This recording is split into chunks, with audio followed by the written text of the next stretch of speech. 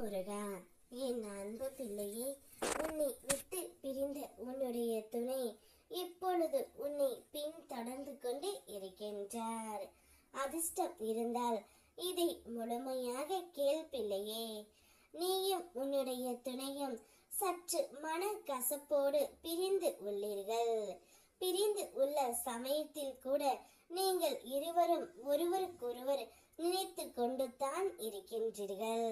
இருந்தாலும் நீயாக முதலில் பேசுவார் என்று அவர் முதலில் பேச வேண்டும் என்று நீயும் காத்து கொண்டு இருக்கின்றீர்கள். ஆனால் உன்னை விட்டு பிரிந்த உன்னுடைய துணை இப்பொழுது உன்னை பின் தொடர்ந்து கொண்டு இருக்கின்றார் தங்கமே. வாழ்க்கை சவால்களில் நீ நிறைய அனுபவங்களை சந்திக்கின்றாய், நிறைய அசிங்கப்படுகின்றாய். அதனால் தனிமையில் நின்று கண்ணீரில் மிதக்கும் நேரங்களும் வரும். ஆனால் அது அனைத்தும் உன்னுடைய உள்ளே இருக்கும் சக்தியை வெளிப்படுத்தும் பயிற்சி மட்டுமே. கவலைகளையும் துயரங்களையும் ஏற்றுக்கொண்டு நீ திணறாமல் எழுந்தால் உன் உள்ளே மறைந்திருக்கும் வலிமையும் திறமையும் வெளிப்படும். நினைவில் வெய் தங்கமே, உன்னுள் அனைத்தும் இருக்கின்றது. வேறு ஒருவர் உனக்கு ஆறுதல் தருவார்கள் என்று எதிர்பார்க்காமல் உன் உள்ளே உள்ள சக்தியை உணர்ந்து முன்னேறு. நான் எப்போதும் உன்னோடு இருப்பேன்.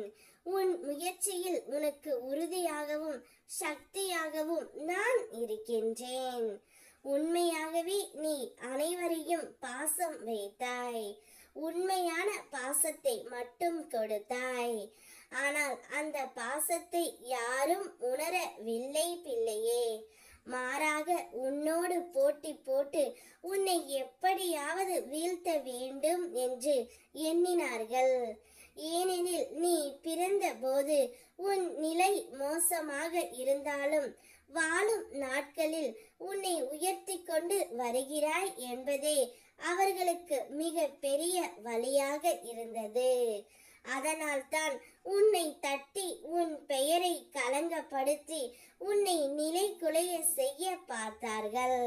நான் இதை உனக்கு பலமுறை உணர்த்தினேன். யாரையும் எப்போதும் பிடித்து வைத்து கொள்ளாதே என்று. உன்னை விட்டு விலகி சென்றவர்கள் உனக்கு செய்த மிக பெரிய நன்மையே அது.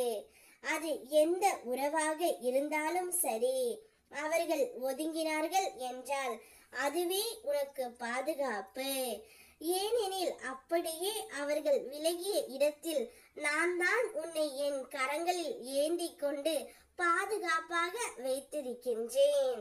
இனி உன்னை யாரும் வீழ்த்த முடியாது பிள்ளையே. என் அருளில் நீ பத்திரமாக இருக்கின்றாய். உன்னுடைய உயிரான துணைத்தான் இப்பொழுது உன்னை பின் தொடர்ந்து கொண்டு இருக்கின்றார். அவர் சொல்ல வருவதை நீ சற்று காதில் வாங்கிக்கொள். பிறகு எந்த ஒரு முடிவையும் நீ எடுக்கலாம். ஓம் முருகா.